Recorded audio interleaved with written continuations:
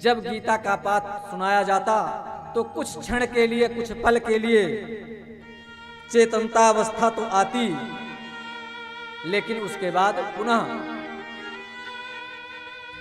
उसी अचेतन अवस्था में ज्ञान और वैराग्य पहुंच जाते।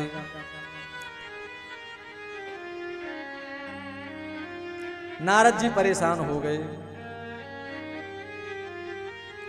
चिंतित हो उठे, और जब चिंतित हुए तब आकाशवाणी हुई।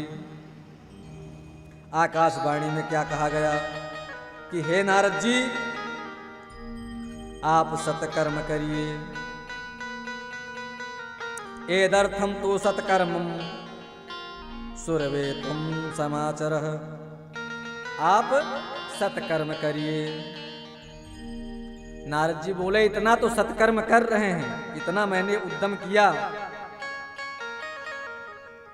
तब आकाशवाणी ने मार्गदर्शन किया, नारद जी सत्कर्म करो, तभी ये स्वस्थ होंगे।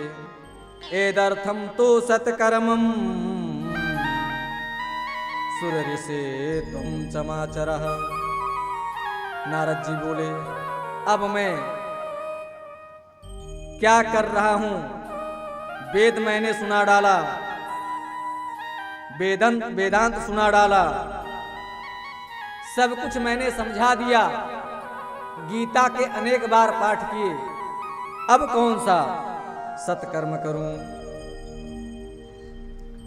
मन में आया कि अब यह सत्कर्म क्या है, इसको चलें किसी विशेष संत से पूछें, किसी अच्छे संत के पास जाएंगे। भाई कोई ऐसी बीमारी हो तो उस बीमारी को हर कोई डॉक्टर नहीं सही कर सकता है, जो उसका स्पेशलिस्ट होगा उसी के द्वारा वो ठीक होगा।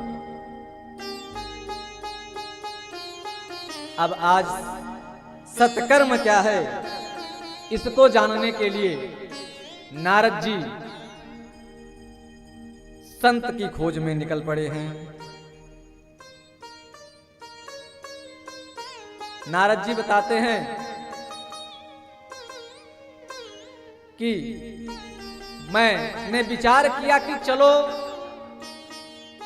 कहीं संत मिले या ना मिले,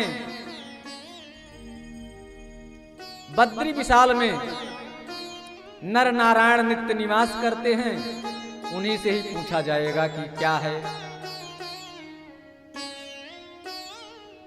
सत्कर्म।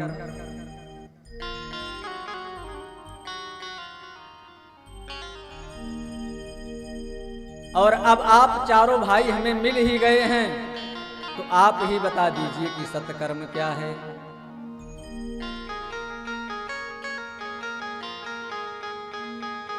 सनकादिक कहते हैं बस इतनी ही बात है। नारद जी कहते हैं हाँ कि बस इतनी ही बात है।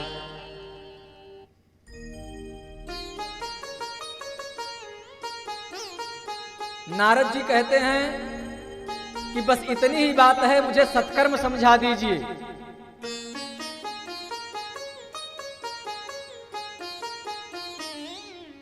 तो उन्होंने कहा कि श्रीमद् भागवत महापुराण का आयोजन करो, तब ज्ञान और वैराग्य अपने इवा अवस्था में आ जाएंगे। नारद जी ने कहा, अरे भैया, वेद को सुनाया, वेदांत को सुनाया, उपनिषदों को सुनाया। कहते हैं कि वेदों का ही, वेदों से ही भागवत बनी हुई है।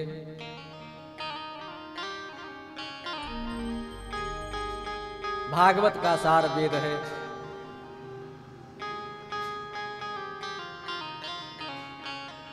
तब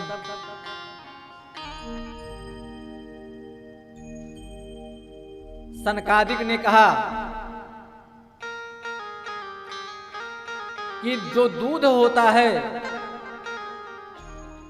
वो ज्यादा लाभप्रद होता है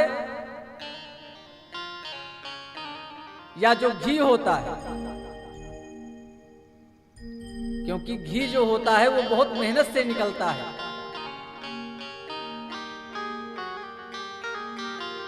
फिर गन्ने की और मिठाई की इत्यादि उन्होंने कई उदाहरण दिए, चीनी की।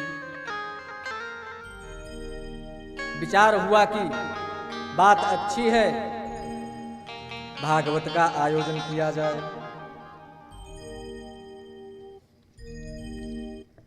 आज भागवत का आयोजन करने के लिए तैयार हो गए। जब ऋषि मुनियों को पता चला कि भागवत का आयोजन होने जा रहा है, तो सब लोग दौड़े भागे। वह भागवत का आयोजन कहाँ हो रहा है?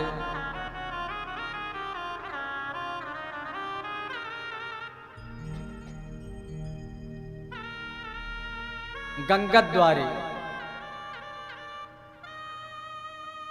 वो हरिद्वार और हरिद्वार नहीं कहा गया, व्यास जी ने उसे गंगाद्वार लिखा।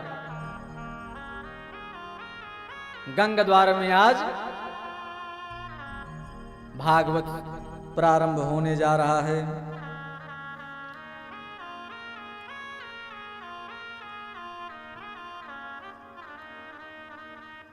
बहुत प्रसन्न हो गए ऋषि महात्मा और दौड़े दौड़े भागे।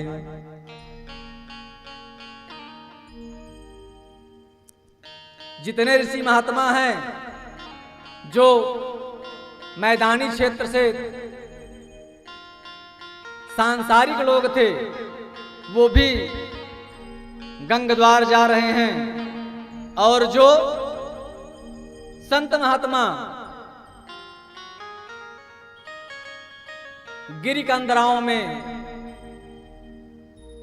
तप में रत हैं, वो भी गंगाद्वार में भागे हुए चले आ रहे हैं। कथा स्थल भी ऐसा ही रखा जाता है, मध्य का क्षेत्र रखा जाता है।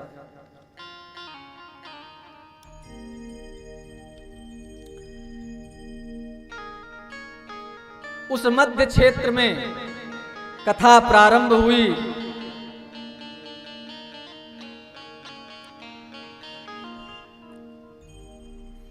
और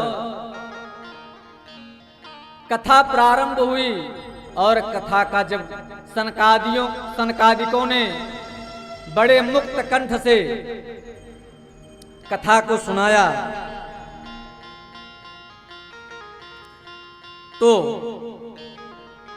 जितने महात्मा थे, भृगु, वशिष्ठ, चमन, गौतम, मेघातिथि, देवल, देवरात, सभी दौड़े दौड़े आए और कथा को ग्रहण करने लगे, कथा को श्रवण करने लगे।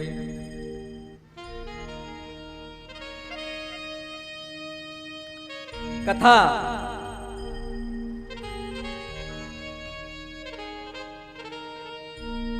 का जैसे ही प्रारंभ हुआ और जब मुक्त कंठ से सनकादिक ने मंगलाचरण किया, तो ज्ञान और वैराग्य में चेतनता आने लगी।